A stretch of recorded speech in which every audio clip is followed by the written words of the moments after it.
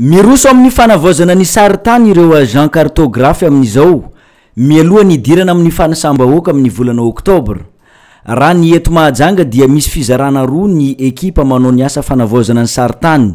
Ny voalohany miandraikitra ny any Soalala, Mitsinjo, Besalampy. Ny ekipa faharoa indray misahana ny any Marvoay, Ambatoboeny, Mahajanga faharoa ary Mahajanga voalohany.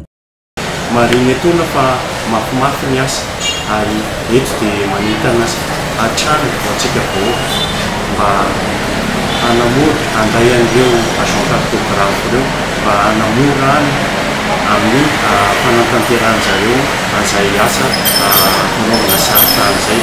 Mariny tona koa fa io asa io dia sanatrisao misy resaka tsao mandeha hoe resaka fananantany na resaka zavatra fanomanana ny Fanisam Bahoaka ankapobeny mpona sy ny toeram-pimenana izay ataon'ny fitondram-panjakana malagasy. Efa bolana ny fepitona amitany ireo agent cartographe ny fanavozana ny saritany. Efa misasaka io efa bolana io amin'izao.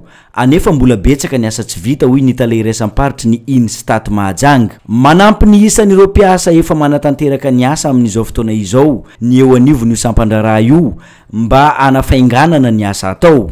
Io saritany io no entin'ireo agent recenseur manatanteraka ny Fanisam Bahoaka izay anomboka amin'ny volana Oktobra io. Ny Fanisam Bahoaka zany dia izay tsy ny fitondram-panjakana malagasy rery ihany no mila ny ampitanisa satria raha vitatsika io recensement io na io RGPS andiny fahatelo dia maro ireo indicateur be tafavoaka mivoaka amelan'ny Fanisam Bahoaka satria ampitanisa maro no mivoaka amin'ny fa tsy isamponina rery fa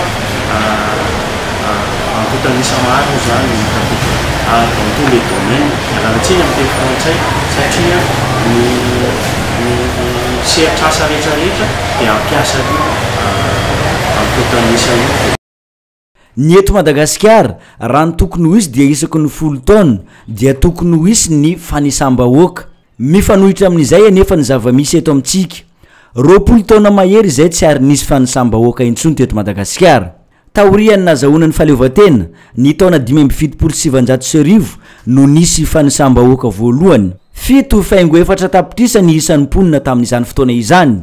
Nisy indray ny tamin'ny taona 13.7 niakatra 12.2 tapitrisa ny isan'ny vahoaka tamin'io fotoana io. Ny taona 3.2 tsy nisy ary mbola tsy nisy ihany koa izany tamin'ny taona 13.2. No ny krizy nandalo teto amin'ny firenena no antony tsy nahatanteraka an'izany Fanisam Bahoaka izany tamin'ireo fotoana ireo ho iatrany ny fanazavany Tele Nakay ny Instat Mahajanga.